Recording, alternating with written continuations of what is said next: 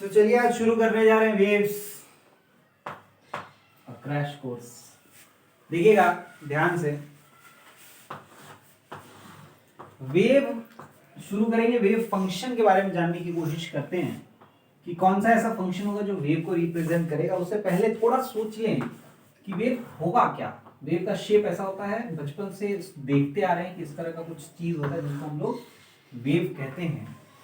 अगर आप इसमें ध्यान से देखें तो यहाँ का पार्टिकल और यहाँ का पार्टिकल एग्जैक्टली सेम मोशन कर रहा है कि नहीं? आगे पीछे ऊपर नीचे, एक साथ ऊपर जाएगा एक साथ नीचे आएगा, इस तरह का मोशन हो रहा है। या थोड़ी देर बाद अगर इसी वेव को देखेंगे तो इसका शेप कुछ ऐसा नजर आएगा। समझ रहे हैं? कुछ ऐसा नजर आएगा, यानी कि किसी समय पे ये पॉइंट जैसा था वैसे ही कुछ समय बाद ये वाला पॉइंट हो जाएगा।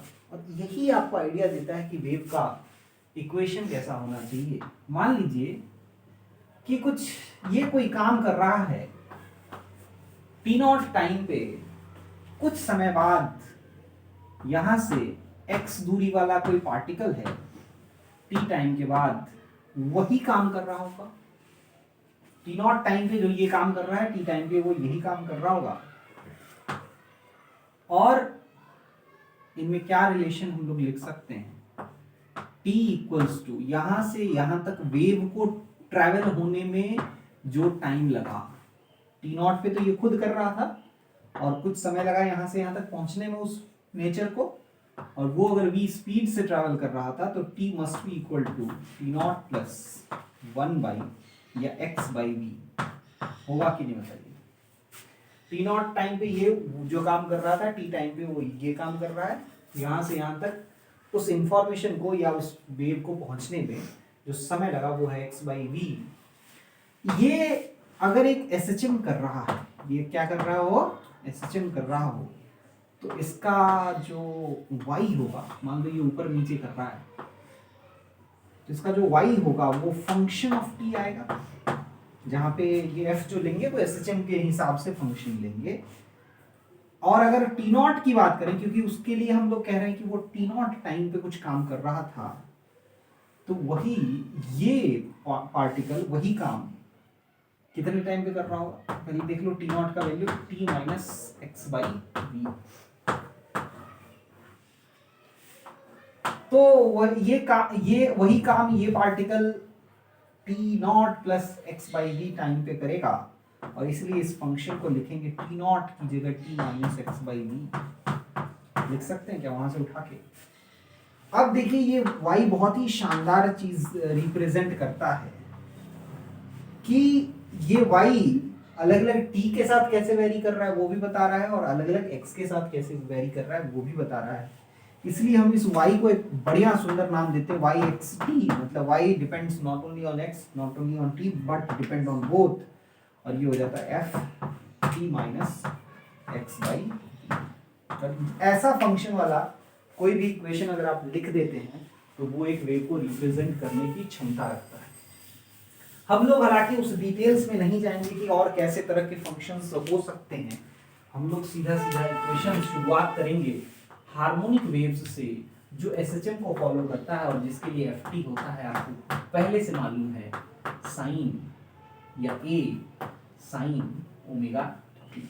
उसको यहाँ पे जैसे ही आप पुट करेंगे तो आपको ये y as a function of x comma t क्या नजर आ जाएगा? देखिएगा ध्यान से, a साइन ओमेगा और t की जगह t minus X by V, और ये फिर लिख पाएंगे a sine omega t minus omega by V into X. अब यहाँ पे सिलसिला शुरू होगा नई नई चीजों को डिफाइन करने का और चीजों को समझने का। ध्यान से देखेंगे, सबसे पहला पॉइंट जो अपने पास आता है, ओमेगा बाई वी क्या है? ओमेगा क्या है? Angular frequency. ओमेगा को लिख सकते हैं 2 पाई बाई टी, और वी को क्या लिख सकते हैं? Lambda by T. देखिएगा ध्यान से, कुछ चीजें जो हम लोग ऑलरेडी जानते हैं, लैम्डा क्या होता है? वेव का वेवलेंथ होता है, और ये वेव ये लैम्डा बेसिकली ये है, आप देख रहे हैं ये लैम्डा है। तो यहाँ से यहाँ तक पहुँचने का जो टाइम है वेव का वो टी है कि नहीं बताओ? एक पूरे कैपिटल टी टाइम में वो यहाँ से यहाँ पहुँच जाता है। इसीलिए वेव का स्पीड जो भी लिखते हैं वो हमेशा लैम्डा बाई कैपिटल टी लिख के बताते हैं। v की जगह हमने लैम्डा बाई टी रख दिया और टी कैंसिल हो गया, ये हो गया 2 पाई बाई लैम्डा। इसको बार बार तो लिखते रहेंगे नहीं, इसलिए इसको हमने एक अलग से सिंबल दे दिया k equals to 2 pi by lambda, जहाँ पे k जो है एक नया नाम लेके आता है, उसको कहते हैं वेव नंबर। वेव नंबर, जहाँ पे लैम्डा क्या है ये बात तो आप लोगों को पहले से पता है, तो वहां पे पुट करते हैं और y का वैल्यू निकल के आता है, y as a function of x comma t निकल के आता है a sine omega t minus kx। आपको मालूम है कि अगर इसमें कुछ इनिशियली फेज रहा तो उसमें हम लोग 5 ही ऐड कर देंगे और ये पूरा पूरा कंप्लीट हो जाएगा। आप समझ रहे हैं कि ओमेगा का वैल्यू हम लोग हमेशा 2 पाई बाई टी लिख सकते हैं और k का वैल्यू 2 पाई बाई लैम्डा लिख सकते हैं। तो यहाँ पे 2 pi by T 2 pi by k imagine कर सकते हैं क्या आप लोग? बिल्कुल कर सकते हैं। अब यहाँ पे समझें कि ये y क्या बताता है? ये y बताता है plane of vibration. Plane of vibration, जब भी वेव की बात होती है बिना वाइब्रेशन के वो वेव की बात पूरी नहीं हो सकती है ना। ये प्लेन ऑफ वाइब्रेशन हो गया। ओमेगा हमको पता है एंगुलर फ्रीक्वेंसी है, ये हमारा वेव नंबर है। ये x बताता है डायरेक्शन ऑफ प्रोपिगेशन। क्या बताता है?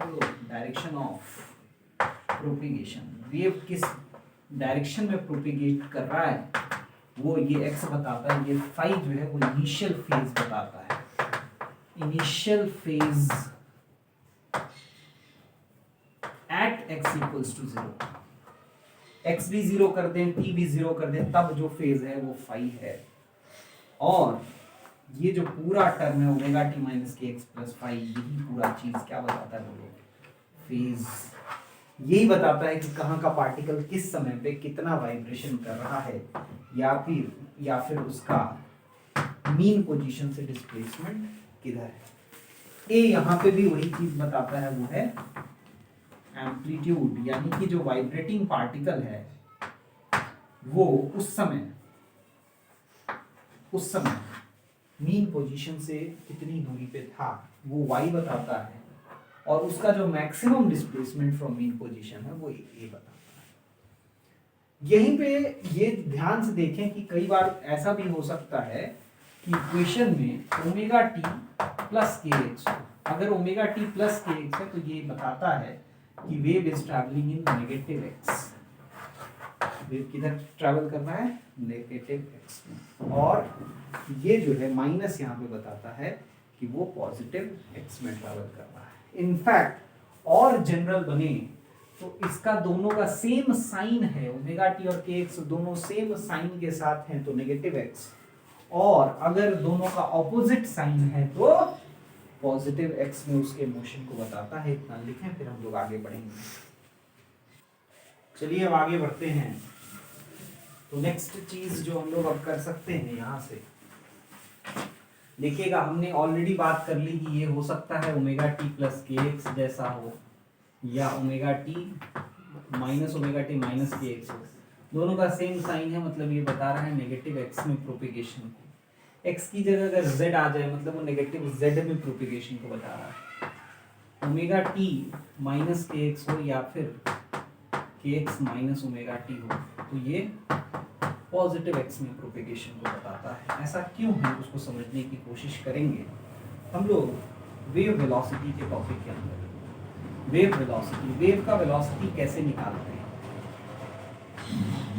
वेव ट्रैवल करता है बहुत कॉम्प्लिकेट किए हुए बिना। अगर इसके मोशन की बात करें तो थोड़ी देर बाद ये ऐसा हो जाएगा। अब आप ध्यान से सोचे तो ये पॉइंट और ये पॉइंट में कुछ डिस्टेंस का अंतर है। क्या एक्स वैरी किया है? हाँ, इस दोनों पॉइंट के रेस्पेक्ट में बात करें तो एक्स वैरी हुआ है। एक x1 था, एक x2 था, एक्स वैरी हुआ है। क्या टाइम वेरी किया है? हाँ, ये t1 टाइम पे वेव है और ये वेव है t2 टाइम पे, तो टाइम वेरी किया है। लेकिन अगर आप ध्यान से देखें तो इन दोनों पॉइंट्स के लिए पॉइंट्स का फेज वेरी नहीं किया। फेज एग्जैक्टली सेम है कि नहीं? इसका फेज और इसका फेज एग्जैक्टली सेम है। मतलब phi as a function of T अगर निकालने की कोशिश करें पूरा फेज, तो वो आएगा omega T minus K X plus phi, जहाँ पे ये फाई फेज कांस्टेंट भी कहलाता है।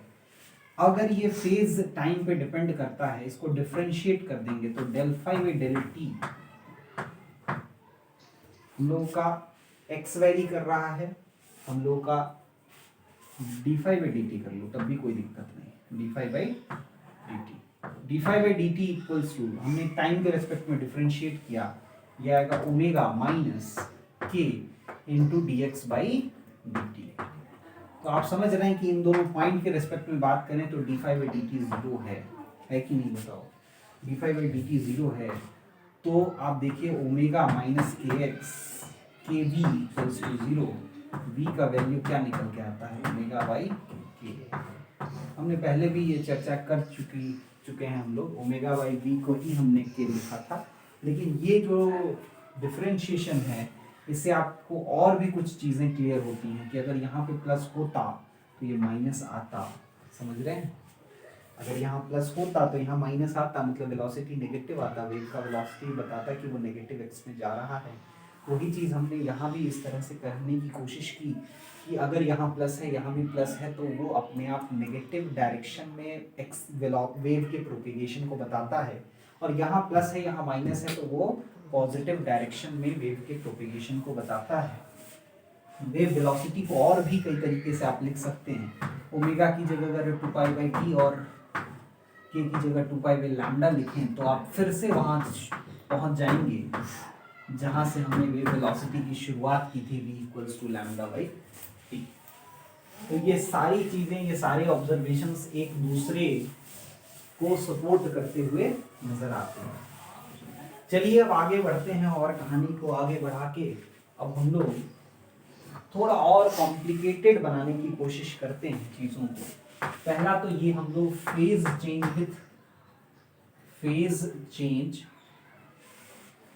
विथ x एंड t, मतलब आप x को वेरी कर रहे हैं और t को वेरी कर रहे हैं, उसके साथ फेज में किस तरह का बदलाव आ रहा है वो निकालने की कोशिश कर रहे हैं। Phi as a function of t लिख लेंगे और यहाँ पे लिखेंगे omega t plus K X plus phi. आप देखिए ध्यान से, यहाँ पे हमने प्लस लिख लिया है ताकि हम माइनस के झंझट से बच सके, बस यही कारण है और कोई कारण नहीं है।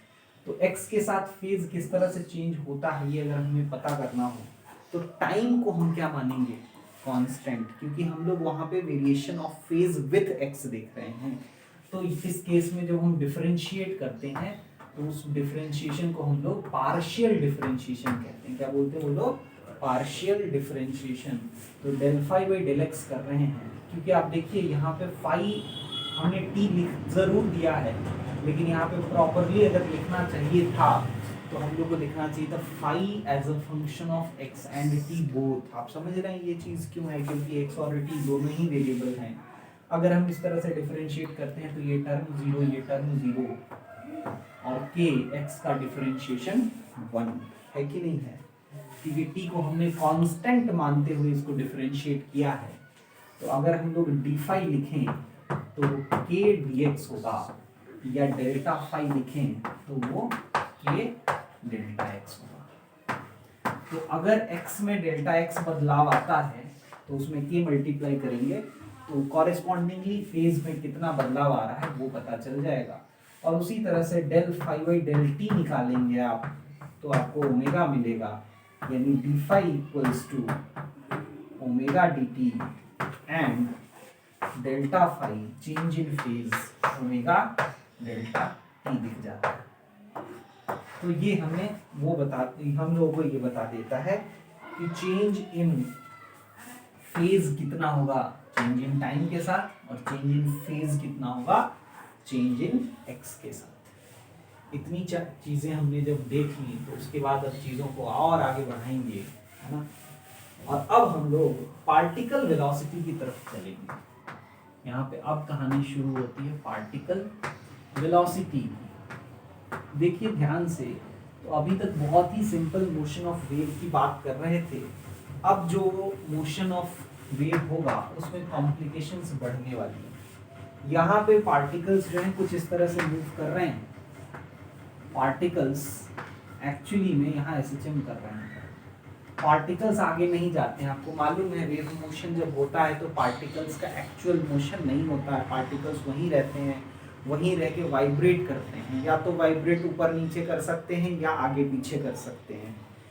अगर डायरेक्शन ऑफ प्रोपिगेशन के लाइन में ही वाइब्रेशन उनका होता है तो हम लोग कहते हैं, या ऑसिलेशन होता है तो हम लोग कहते हैं कि ऐसा जो वेव है वो लॉन्गिट्यूडनल वेव है। और इसका एग्जाम्पल नजर आता है साउंड वेव। और अगर डायरेक्शन ऑफ प्रोपिगेशन के परपेंडिकुलर में वाइब्रेशन होता है तो इस वेव को हम लोग नाम दे देते हैं ट्रांसवर्स वेव।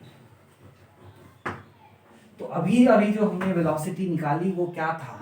वो रिलेशन था कि किस रफ्तार से वो वेव आगे बढ़ रहा है, किस रफ्तार से वो डिस्टरबेंस आगे बढ़ रहा है। वेव को डिस्टरबेंस भी कहा जाता है। तो किस रफ्तार से वो डिस्टरबेंस आगे नेक्स्ट नेक्स्ट नेक्स्ट पार्टिकल में प्रोपिगेट हो रहा है। अब हम लोग निकालना चाहते हैं कि वो पार्टिकल किस रफ्तार से वहां पे ऑसिलेट कर रहा है। तो ऑब्वियसली आप देखेंगे कि किस रफ्तार से वो डिस्टरबेंस आगे बढ़ रहा है वो एक कांस्टेंट वेलोसिटी वैल्यू लेगा। लेकिन किस रफ्तार से पार्टिकल ऑसिलेट करेगा, किस रफ्तार से पार्टिकल वाइब्रेट करेगा, वो कहीं ना कहीं एसएचएम की याद दिलाएगा। वो कहीं ना कहीं एसएचएम के जैसा होगा। तो चाहे वो ट्रांसवर्स वेव हो, ऐसे ऐसे मोशन हो, ऐसे ऐसे मोशन हो, कोई भी मोशन हो, लेकिन ये तय है कि यहाँ पे जो वेलोसिटी आएगा वो yxt के डिफरेंशिएशन से ही आएगा। ये y जिस रफ्तार से ट्रैवल हो रहा है उसी को डिफरेंशिएट करने से, यानी a sin omega T minus K X plus phi, इसी को डिफरेंशिएट करने से dy बाई dt। यहाँ पे इनफैक्ट हम लोग अगेन इसी चीज़ का यूज़ करते हैं कि हम लोग टाइम के रिस्पेक्ट में पार्शियल डिफरेंशिएशन करेंगे y का a, और टाइम के रिस्पेक्ट में डिफरेंशिएट करेंगे, ओमेगा बाहर आ जाता है, sign omega T minus K X plus phi. एक गलती और हो गई, वो साइन को यहाँ कॉस लिखना था तो कॉस लिख लिया हमने। और एक और काम कर सकते हैं, वो है del Y del two Y by del T square. ये पार्टिकल का वेलोसिटी हो गया वीपी, और ये अब एक्सेलरेशन ऑफ पार्टिकल हो जाएगा minus del two Y by del T square. अब ए एक माइनस आने वाला है, ए है ओमेगा स्क्वायर है, आपको दिख रहा है क्या? टाइम के रेस्पेक्ट में डिफरेंशिएट करेंगे, ओमेगा टी का एक और ओमेगा यहाँ पर आएगा, कॉस का डिफरेंशिएशन हमको साइन नजर आ रहा है, sign omega T minus K X plus five. ये एक्सेलरेशन ऑफ पार्टिकल हो गया, ये वेलोसिटी ऑफ पार्टिकल और ये एक्सेलरेशन ऑफ पार्टिकल। चीज़ें यहीं समाप्त नहीं होती हैं, चीज़ों को थोड़ा और लंबा करके हमको देखने की आदत है। उसकी वजह से हम लोग केवल टाइम के रेस्पेक्ट में डिफरेंशिएट करके छोड़ नहीं देते, हम लोग del Y by del X भी देखते हैं।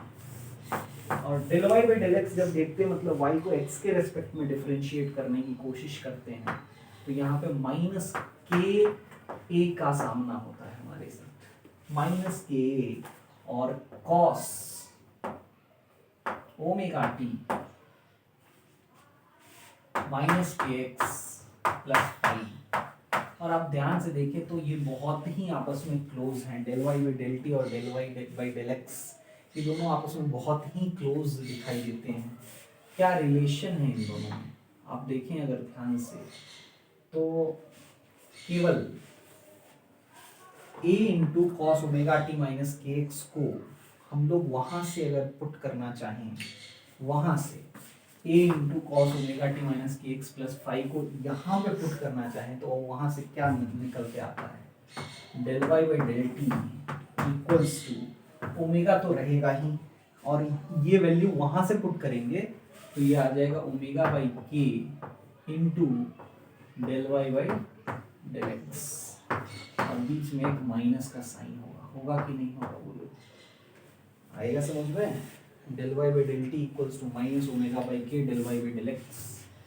हम लोग इसमें क्या क्या पहचानते हैं, अगर आप ध्यान से देखें तो इसको पहचानते हैं, velocity of the particle equals to minus velocity of wave.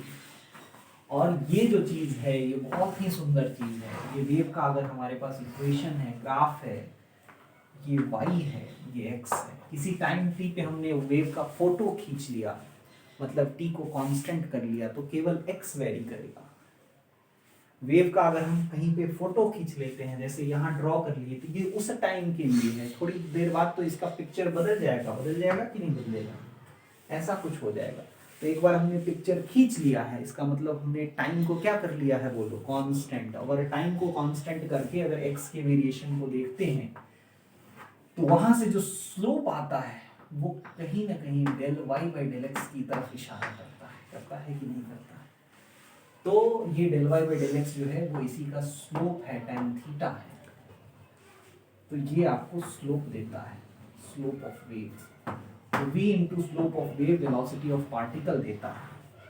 अब ये पार्टिकल किधर जा रहा है वो आपको शानदार तरीके से पता करने की कोशिश करता है, ये बहुत ही शानदार है। आप देखें ध्यान से, मान लीजिए ये वेव इधर जा रहा है, ये आपको मालूम है, तो आपको पता है कि v क्या है, पॉजिटिव, वेव का स्पीड पॉजिटिव है। इस पॉइंट पे बात करें तो स्लोप भी पॉजिटिव है, तो पार्टिकल किधर जा रहा होगा, ये भी पॉजिटिव, ये भी पॉजिटिव, आगे माइनस लग गया और तब आया वेलोसिटी ऑफ पार्टिकल, मतलब पार्टिकल नीचे जा रहा है।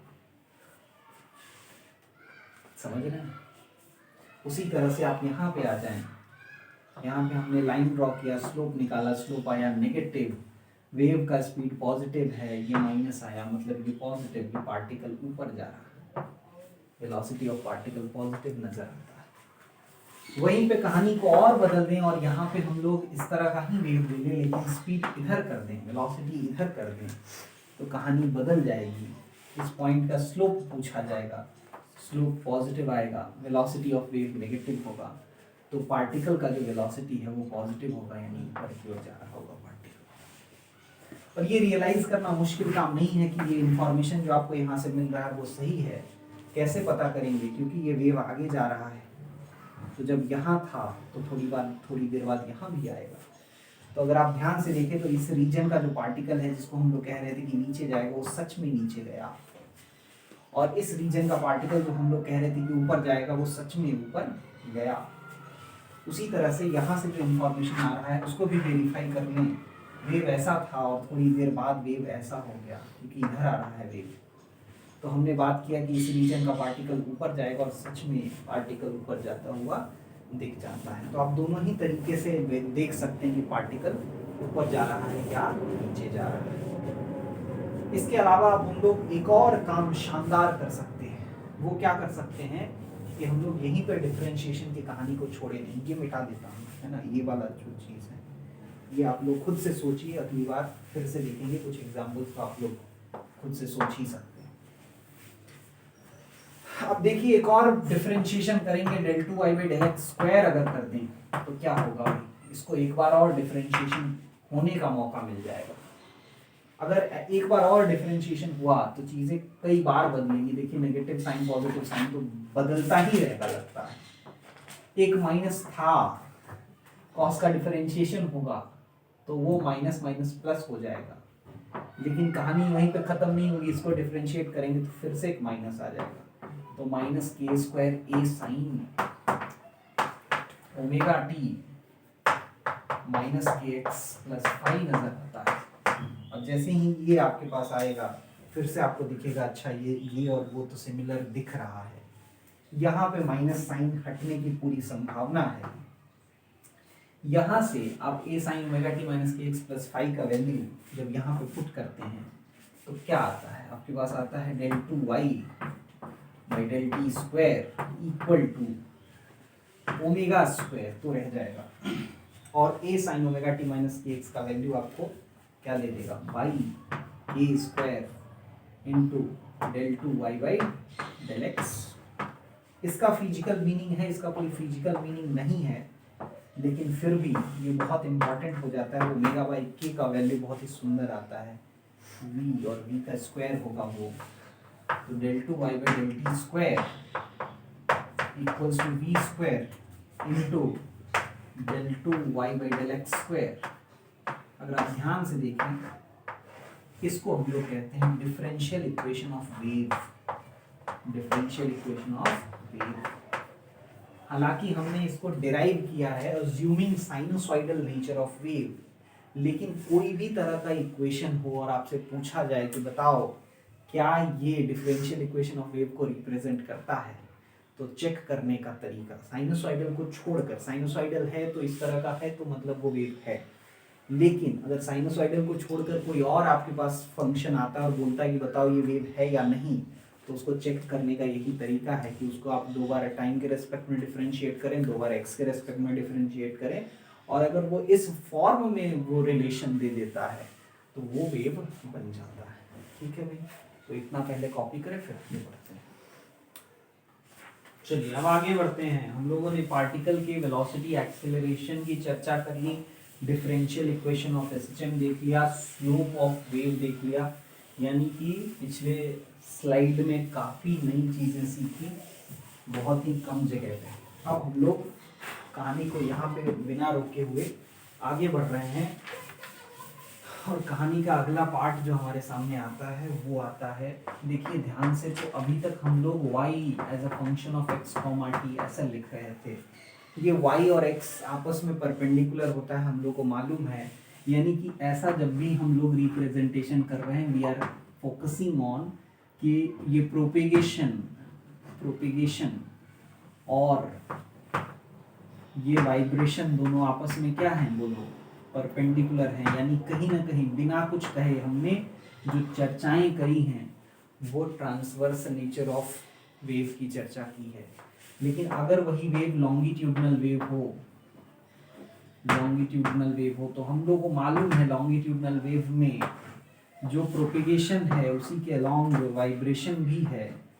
अब हमारे पास एक समस्या खड़ी होती है कि यहाँ क्या लिखा जाए, x as a function of xt तो नहीं लिख सकते हैं क्योंकि ये x और ये x अलग अलग होगा, तो हम लोग इसको लिखते हैं s as a function of xt। इसका मतलब है displacement from mean position is a function of x and t, और उसका बाकी का चीज सेम रह जाता है, a sin omega t minus ax plus phi. कई बार ट्रांसवर्स वेव जो केस है उसका सबसे प्रोमिनेंट एग्जांपल है साउंड वेव, और उसको डिस्प्लेसमेंट के तौर पे नहीं दिखा के प्रेशर के तौर पे दिखाया जाता है, मतलब वेरिएशन ऑफ प्रेशर लोकली। जब लॉन्गिट्यूडनल वेव प्रोपिगेट करता है तो प्रेशर का रेयरफैक्शन और कॉम्प्रेशंस क्रिएट हो जाता है, मतलब regions of maximum pressure and minimum pressure create होता है। अब ये जो प्रेशर का वेरिएशन है वो एक्चुअली चेंज इन प्रेशर के रूप में होता है, डीपी के रूप में, यानी नॉर्मल जो एटमॉस्फेरिक प्रेशर है उससे कितना अधिक और कितना कम, तो वो जो वेरिएशन होगा, हालांकि हम लोग लिखते तो इसी तरह से हैं P equals to P naught sine omega T minus K X plus five, लेकिन इस प्रेशर का मतलब उस जगह का एब्सोल्यूट प्रेशर नहीं होता, ये होता है change in pressure with respect to atmospheric pressure, and this is maximum change in pressure with respect to atmospheric pressure, यानी आप dp और dp नॉट टाइप का इसको अज्यूम कर सकते हैं। लेकिन जब हम लोग ये दोनों पिक्चर को ध्यान में रखते हैं तो उसके दौरान इनके बीच में फेज डिफरेंस आता है π/2 का, जो कि प्रूफ किया जा सकता है। यहाँ पे हम लोग बिना प्रूफ किए आगे बढ़ेंगे। Phase difference between displacement wave and pressure wave, same he wave को दोनों रिप्रेजेंट करता है, दोनों को देखने का अलग अलग नजरिया है, यानी कि कुछ इस तरह का उनके बीच में रिलेशन आता है। ये अगर डिस्प्लेसमेंट वेव है तो ये कुछ इस तरह का उनका रिलेशन हम लोग को दिखता है,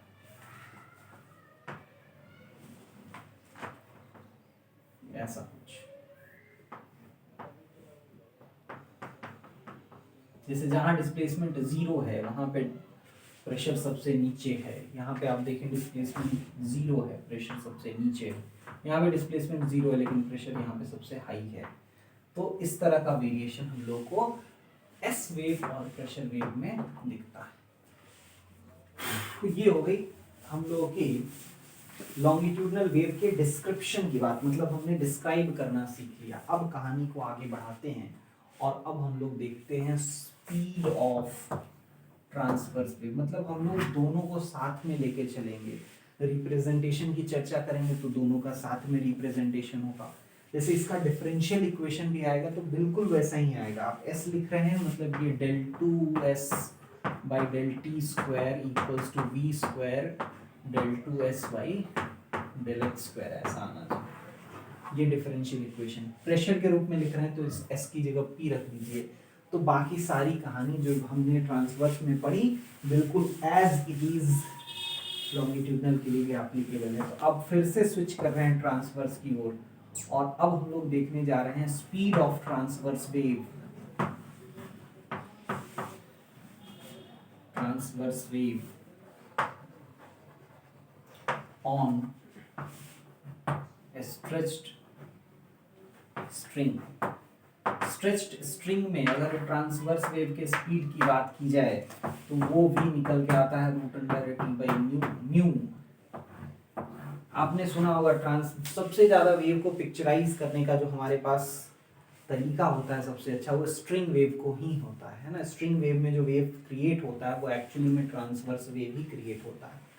तो आपको ये क्वेश्चन पूछा जा सकता है कि prove that speed of transverse wave on stretched string is given by v equals to √T/μ, जहाँ पे T क्या है बोलो, टेंशन है, और म्यू क्या है बोलो, linear mass density. Linear mass density. आप देखिए यहाँ पर पहला मेथड जो होता है वो है डायमेंशनल एनालिसिस। अब वो इतना आसान मेथड है और आप लोग डायमेंशनल एनालिसिस से इतने फॉर्मूला डिराइव कर चुके हैं बिना फिजिक्स पढ़े ही कि डायमेंशनल एनालिसिस मेथड आपको बताने की जरूरत नहीं है। आप इसमें इसके डायमेंशन और इसके डायमेंशन को कंपेयर करते हुए पावर ए और पावर बी लेते हुए आराम से कांस्टेंट k का वैल्यू 1 लेते हुए ये रिलेशन प्रूव कर सकते हैं। दूसरा मेथड जो है वो एक अच्छा मेथड है, तो वो मैं आपको डिस्कस करके बताऊंगा। पहले आप इतना कॉपी करें। चलिए तो आगे हम लोग बढ़ते हैं और अब हम लोग उस रिलेशन को प्रूव करने की कोशिश करते हैं। मान लीजिए ये स्ट्रेच्ड स्ट्रिंग है। स्ट्रिंग जो है उसका एक छोटा सा एलिमेंट आप लें और वो एलिमेंट का जो एंगल है वो यहाँ पे 2d थीटा बनता है। यहाँ से हम लोग एक परपेंडिकुलर ड्रॉ करते हैं, यहाँ से एक टेंजेंट ड्रॉ करते हैं, यहाँ से एक टेंजेंट ड्रॉ करते हैं। तो आपको दिखेगा कि अगर यहाँ से एक लाइन ड्रॉ कर लिया जाए तो ये 2d थीटा को दो भागों में बांट देगा और ये हो जाएगा d थीटा और ये भी हो जाएगा d थीटा, और इसकी वजह से ये दोनों भी d थीटा। तो अगर आप ध्यान से देखें, अगर ये v स्पीड से जा रहा है तो यहाँ पे जो टेंशन होगा t, उसका cos थीटा कॉम्पोनेंट तो कैंसिल हो जाएगा, लेकिन t sin d theta must provide dm into v square upon r, है कि नहीं। तो ये r जो है इसका रेडियस हमने माना है। तो t into D sine theta, sine D theta को डी थीटा लिख सकते हैं स्मॉल एंगल होने की वजह से। dm को लिख सकते हैं mu mass per unit length into length. Length कितना हो जाएगा r इंटू 2। अच्छा ये भी 2 हो जाएगा, क्यों 2 होगा समझ में आ रहा है। t का इधर दोनों का कंपोनेंट आएगा तो 2t साइन डी थीटा होगा equals to mu into r into 2d theta into V square upon r। r से r कैंसिल हो गया, d थीटा से d थीटा कैंसिल और 2 से 2 कैंसिल, तो वी स्क्वायर का वैल्यू आ गया t बाई म्यू और इसकी वजह से v का वैल्यू हो गया √t बाई म्यू। ये हो गया स्ट्रेच्ड स्ट्रिंग में ट्रांसवर्स वेव का इक्वेशन। अगर हम लोग बात करें बाकी और ट्रांसवर्स वेव के इक्वेशन की तो वो कैसा होता है उसको भी देख लेते हैं, है ना। तो एक सॉलिड में ट्रांसवर्स वेव का जो इक्वेशन होता है, उसके जो स्पीड का इक्वेशन होता है root over Etah by rho होता है। ध्यान से देखें तो एटा आपको याद होना चाहिए, एटा इज क्या है भाई, मॉड्यूलस ऑफ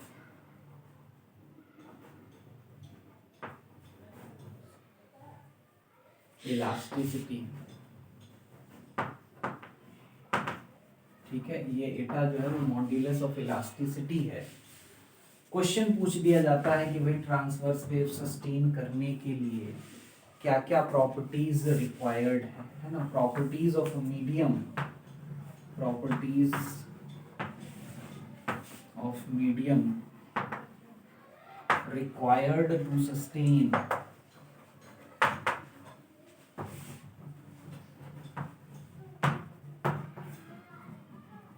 ट्रांसवर्स वेव।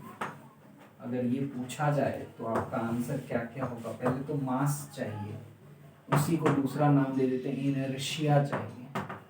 क्यों चाहिए? ट्रांसवर्स वेव में पार्टिकल जो है वो, उसको हम मीन पोजीशन से डिस्टर्ब किए, तो डिस्टर्ब किए तो उस समय उसके पास दो चीजें चाहिए। एक तो उसको इलास्टिसिटी चाहिए, सबसे पहले तो इलास्टिसिटी चाहिए, क्योंकि जैसे हमने वहां से डिस्टर्ब किया उसको तो वो ऊपर जाएगा और फिर नीचे आना जरूरी है उसका। और नीचे तभी आएगा जब उसके पास एक प्रॉपर्टी हो कि वो अपना शेप रिगेन करने की कोशिश करेगा। तो इलास्टिसिटी होना चाहिए और उसके पास काइनेटिक एनर्जी भी बना रहे। तो आप स्प्रिंग ब्लॉक सिस्टम को याद रखिए, स्प्रिंग है तो वो इलास्टिसिटी को रिप्रेजेंट करता है, और जो ब्लॉक है वो मास को रिप्रेजेंट करता है, वही काइनेटिक एनर्जी को स्टोर करता है। और तभी हम आपस में ब्लॉक से स्प्रिंग और स्प्रिंग से ब्लॉक ये एनर्जी ट्रांसफर करते हैं। उसके अलावा जो प्रॉपर्टीज रिक्वायर्ड हैं वो क्या है कि उसमें फ्रिक्शन कम होना चाहिए, फ्रिक्शन लेस होना चाहिए। फ्रिक्शन अगर कम रहेगा तो वो उस वाइब्रेशन को सस्टेन कर पाएगा, नहीं तो डैम्प्ड ऑसिलेशन हो जाएगा और डाई आउट हो जाएगा। अच्छा, इसी से रिलेटेड क्वेश्चन एक और पूछा जाता है कि लिक्विड नाम का जो चीज है उसमें ट्रांसवर्स वेव नहीं होते हैं या ट्रांसवर्स वेव नहीं हो पाते, उसका कारण क्या है, उसका रीजन क्या है। Why liquids can not form और can not propagate transverse wave, उसका रीजन कहीं ना कहीं यहाँ पे छुपा हुआ है। ये कौन सा मॉड्यूलस ऑफ इलास्टिसिटी है? ये रिजिडिटी मॉड्यूलस है। क्या है बोलो? Rigidity modulus. आपने सुना होगा ये रिजिडिटी मॉड्यूलस को कई बार जी से भी डिनोट करते हैं। और ये किसकी वजह से आता है? तो शियर स्ट्रेस की वजह से आता है, शियर स्ट्रेस की वजह से। फ्लूइड मैकेनिक्स पढ़ते समय हमने ध्यान दिया था कि कोई चीज फ्लूइड इसीलिए कहलाता है क्योंकि वो फ्लो कर सकता है। और वो फ्लो क्यों कर सकता है? क्योंकि इट कैन नॉट सस्टेन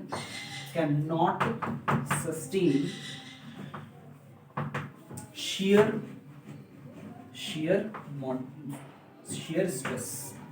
होगा क्या आप समझिए। आप किसी सॉलिड के किसी पार्टिकल को आप पुश करते हैं तो वो बंधा हुआ पार्टिकल है, वो वापस आने की कोशिश करता है।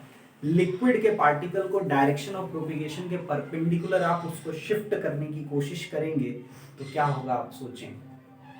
वो उस डायरेक्शन में बह जाएगा, उसके पास वापस आने का कोई टेंडेंसी नहीं रहेगा।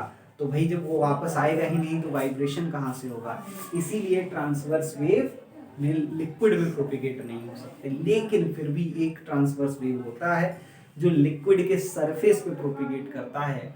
आपने कभी अगर किसी कुआं में एक पत्थर फेंका हो तो देखा होगा कि वहां से जो वेव्स निकलते हैं वो ट्रांसवर्स नेचर के होते हैं, लेकिन वो उस लिक्विड के अंदर भी प्रोपिगेट करते हैं। तो उसका कारण बस इतना है कि जो सरफेस है, सरफेस ऑफ लिक्विड है, उसका प्रॉपर्टी बल्क के मुकाबले अलग होता है। क्या होता है, क्या किस फिनोमिनन की वजह से अलग होता है प्रॉपर्टी? सरफेस टेंशन की वजह से अलग होता है। तो वो सरफेस टेंशन है जो उसको एक कैसा मेम्ब्रेन, स्ट्रेच्ड मेम्ब्रेन की तरह बिहेव करवाता है। और इसीलिए जब पार्टिकल ऊपर उछलता है तो ग्रेविटी की वजह से नीचे आता है, वो पार्टिकल जब नीचे आता है तो सरफेस टेंशन की वजह से फिर ऊपर आ जाता है। तो बस केवल सरफेस वाला जो पार्टिकल्स है वो अलग बिहेव करता है, इसीलिए वाटर वेव सरफेस पे ट्रांसवर्स होने के बावजूद ट्रैवल कर सकते हैं। तो ये कुछ चीजें थी, कुछ थ्योरेटिकल चीजें थी जो पूछी जाती हैं, वो आपको ध्यान रखना है। उसके अलावा अगर हम बात करें बल्क में, अगर मान लें एक रॉड, जिस रॉड का यंग्स मॉड्यूलस y दिया हुआ है और उसमें पूछा जाए कि भाई इस रॉड में अगर वेव प्रोपिगेट कर रहा है तो उस वेव का, उस ट्रांसवर्स वेव का जो स्पीड होगा v equals to y by rho निकल के आता है। ये लॉन्गिट्यूडनल वेव के लिए है ना, for longitudinal wave. Transverse wave में केवल रिजिडिटी पे डिपेंड कर रहा था, यहाँ पे यंग्स मॉड्यूलस पे भी डिपेंड करता है। तो अगर स्टील का रॉड हो या फिर कोई भी सॉलिड रॉड हो तो उसमें जो स्पीड आता है वो root under y by rho के टर्म्स में आता है। उसी तरह से अगर सॉलिड में बात करें तो वो होता है beta plus 4 eta by 3 by rho. ये आता है सॉलिड में। बल्क में अगर घुस रहा हो तो वहां पे दोनों का इन्वॉल्वमेंट होता है, बल्क मॉड्यूलस का भी इन्वॉल्वमेंट होता है और मॉड्यूलस ऑफ रिजिडिटी का भी होता है। लेकिन क्योंकि ये मॉड्यूलस ऑफ रिजिडिटी 0 होता है लिक्विड में, तो अगर लिक्विड में प्रोपेगेशन की बात करें तो उसको 0 करने की वजह से v इक्वल्स टू आ जाएगा root under beta by rho, ये स्पीड हो जाएगा। फॉर लिक्विड ये स्पीड निकल के आता है। इस तरह से हमारा कोई भी लिक्विड ही नहीं है, किसी भी फ्लूइड में मतलब गैसेस में भी यही फॉर्मूला हम लोग को दिखता है। ठीक है, अब इसी से रिलेटेड जो हमारे पास कुछ जरूरी टर्म्स, कुछ जरूरी रिजल्ट्स आते हैं, उसमें सबसे इंपॉर्टेंट नाम सबसे ऊपर जो नाम है, जो सबसे चमकता सितारा है, वो है न्यूटन्स फॉर्मूला। न्यूटन ने लिक्विड या फ्लूइड में गैस के साउंड के प्रोपेगेशन के लिए एक फॉर्मूला दिया। उसी फॉर्मूला को न्यूटन फॉर्मूला कहते हैं। मतलब speed of sound in gases, speed of sound in gas के लिए उन्होंने एक फॉर्मूला दिया। क्या फॉर्मूला दिया? तो देखिए ये फॉर्मूला तो अपने पास है ही, root under beta by rho. आप सोच रहे होंगे कि सर इन सब का डेरिवेशन कैसे करेंगे, तो इन सब का डेरिवेशन बिल्कुल डायमेंशनल एनालिसिस से ही करेंगे। Speed of sound in gas के लिए उन्होंने क्या माना, उन्होंने अज्यूम किया कि propagation of sound in air, propagation of sound in air is isothermal process. उन्होंने कहा कि ये आइसोथर्मल प्रोसेस है। मतलब उन्होंने सोचा कि टेम्परेचर तो बहुत चेंज नहीं होता है ना, बोलना शुरू करते हैं तो क्या टेम्परेचर बढ़ जाएगा, नहीं बढ़ता है। तो उन्होंने ऐसा सोचा और आइसोथर्मल प्रोसेस अज्यूम करके उन्होंने कहा कि देखो इसका मतलब है कि पीवी क्या रहेगा, बोलो कांस्टेंट। तो अगर पीवी कांस्टेंट रहा, आप यहाँ पे प्रोडक्ट रूल लगा के डिफरेंशिएट कर दो, तो dp into V plus p into dv equals to 0। अब यहाँ से आप देखिएगा ध्यान से, तो हम लोग कुछ रिलेशंस निकाल सकते हैं। क्या निकाल सकते हैं? dp equals to minus P dv by v। आपको अगर याद हो तो हम लोगों ने पढ़ा है कि f equals to f by a equals to modulus of elasticity into dl by l, ये पढ़ा है। या फिर हमने ये भी पढ़ा है dp equals to bulk modulus of elasticity, minus भी लगता है dv बाई v, पढ़ा है कि नहीं पढ़ा? यहाँ पे v क्या है? v है बल्क मॉड्यूलस ऑफ इलास्टिसिटी, ईटा क्या है? मॉड्यूलस ऑफ रिजिडिटी है, और y क्या है? यंग्स मॉड्यूलस है। तो उन्हीं सब का काफी इस्तेमाल यहाँ पे हो रहा है। ये बल्क मॉड्यूलस में हमने पढ़ा है इसी से ये कंपेयर होता हुआ दिख रहा है। जब कंपेयर करते हैं तो बल्क मॉड्यूलस ऑफ इलास्टिसिटी और प्रेशर आपस में इक्वल नजर आते हैं। तो उन्होंने एक फॉर्मूला दे दिया कि speed of sound in air must be equal to root under p by rho, और इसी को न्यूटन्स फॉर्मूला कहते हैं। इससे इसके बेसिस पे जब हम लोगों ने स्पीड निकाला तो स्पीड ऑफ साउंड जो आता है वो 280 मीटर पर सेकेंड है। तो आप सोचें कि ये गलत है या सही है? ये गलत है। क्यों गलत है? क्योंकि speed of sound in air जो आपको मालूम है ऑलरेडी वो है क्लोज टू 330 मीटर पर सेकेंड, यानी कि कहीं ना कहीं इसमें गलती है। तो न्यूटन्स फॉर्मूला निकालने के बाद कितने परसेंट की गलती है? तो आप कैलकुलेट करेंगे 15% की गलती है, जो कि एक्सपेरिमेंटल एरर नहीं हो सकता, काफी बड़ा एरर है, यानी कि थ्योरेटिकली कुछ मिस्टेक है। और इस थ्योरेटिकल मिस्टेक को करेक्ट करने का काम बाद में एक दूसरे साइंटिस्ट ने किया और उसका नाम है लैप्लेस। और यहाँ से शुरू हो जाता है एक और कहानी, वो है लैप्लेस करेक्शन की कहानी। ये दोनों ही बहुत ही इंपॉर्टेंट है, स्कूल एग्जाम में डायरेक्टली पूछ लिया जाता है कि derive Newton's formula and derive Laplace correction. अब अगर लैप्लेस करेक्शन की कहानी को आगे बढ़ाएं तो उन्होंने माना कि देखो भाई, इतना तेज ट्रांसफर होता है साउंड वेव कि उसके दौरान हीट को मौका ही नहीं मिलता है कि वो हीट आपस में एक्सचेंज कर सके। और हीट एक्सचेंज जिस प्रोसेस में नहीं होता है उसका नाम है एडियाबैटिक प्रोसेस। और उन्होंने एडियाबैटिक प्रोसेस मानते हुए उन्होंने क्या कहा? वही चीज, सेम चीज, propagation of sound in air is adiabatic process. तो उन्होंने क्या किया? PV to the power gamma equal to constant ले लिया। एडियाबैटिक प्रोसेस में यही होता है। अब इसमें फिर से हम लोग प्रोडक्ट रूल लगाते हैं, dP into V to the power gamma plus P into gamma V to the power gamma minus 1 dB equals to 0। और यहाँ से आप V का पावर गामा माइनस 1 कॉमन ले सकते हैं, dP into V plus P gamma into dB equals to 0।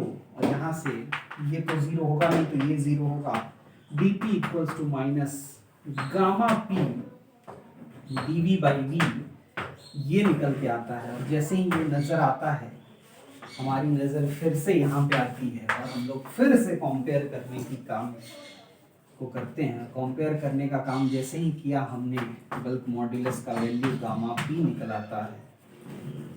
और फिर वहाँ से वो फॉर्मूला, एक और नया फॉर्मूला निकलने के लिए लालायित हो जाता है, gamma P by row.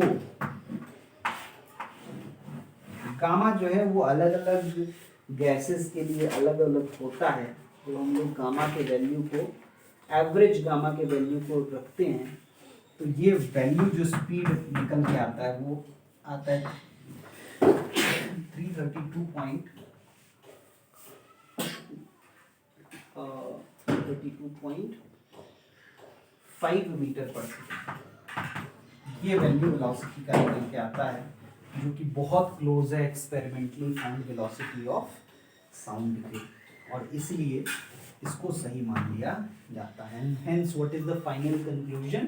Propagation of sound in air is adiabatic process. जल्दी से इतना कॉपी करें। तो चलिए अब शुरू करते हैं नेक्स्ट चीज। यहाँ पे कहानी जब खत्म कर चुके हैं हम लोग, उसके बाद हम लोग इसको थोड़ा और आइडियल गैस लगा के कहानी को एक और ट्विस्ट देने का प्रयास करते हैं। और क्या है वो ट्विस्ट, उसको देखें। हम लोग को पता चल गया कि V अब अगर लिखना है हम लोगों को, तो हम लोगों को केवल यही लिखना है, V equals to gamma P by rho. ठीक है ना भाई? और इसका रूट अंडर ऑब्वियसली, तो हम लोग यहाँ पर यूज कर लेते हैं P V equals to nRT को लिख सकते हैं या RT लिख सकते हैं फॉर 1 मोल। ठीक है? तो क्या होगा, अब देखिए, साथ ही साथ आप ये भी देखेंगे PM इक्वल्स टू DRT, ये भी सुने होंगे कि नहीं? PM इक्वल्स टू DRT, इसी को डायरेक्टली यूज करते हैं जहाँ मोलर मास है और D डेंसिटी है, क्योंकि हम लोग रो से डेंसिटी को डिनोट कर रहे हैं तो रो ही यूज कर रहे हैं।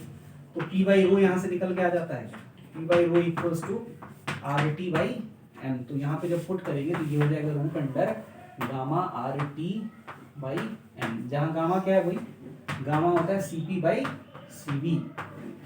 ठीक है, ये हमने थर्मोडायनेमिक्स वाले चैप्टर में पढ़ा है। अब देखिए आगे बढ़ते हैं। अब हम लोग देखने जा रहे हैं फैक्टर्स अफेक्टिंग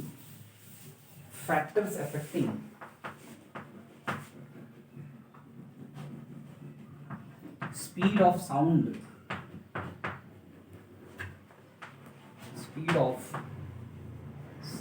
इन एयर में स्पीड ऑफ साउंड को अफेक्ट करने वाले क्या क्या फैक्टर्स हैं। पहला फैक्टर जो अफेक्ट करता है वो है डेंसिटी। आपको क्लियरली दिख रहा है कि डेंसिटी जो है speed of sound in air जो है 1/√ρ के प्रोपोर्शनल है। अगर आप डेंसिटी बढ़ाएंगे स्पीड घट जाएगा, डेंसिटी घटाएंगे स्पीड बढ़ जाएगा। तो पहला तो ये पॉइंट नजर आता है। दूसरा पॉइंट क्या है, प्रेशर। ऐसा लगता जरूर है कि स्पीड जो है वो प्रेशर के डायरेक्टली प्रोपोर्शनल है, लेकिन ऐसा है नहीं। आपको लिखना है speed is independent of pressure, speed of sound in air is independent of pressure at given temperature, एक गिवन टेम्परेचर पे speed of sound in air जो है वो प्रेशर से इंडिपेंडेंट होगा। आप अगर प्रेशर बढ़ाने की कोशिश करेंगे तो डेंसिटी बढ़ जाएगा और उसकी वजह से दोनों आपस में एक दूसरे को इफेक्ट को कैंसिल कर देंगे। थर्ड, टेम्परेचर की बात करें तो टेम्परेचर पे वो डिपेंड करता हुआ दिख रहा है इसी फॉर्मूला में। तो स्पीड जो है वो directly proportional to root T है। ये थर्ड पॉइंट निकल के आता है।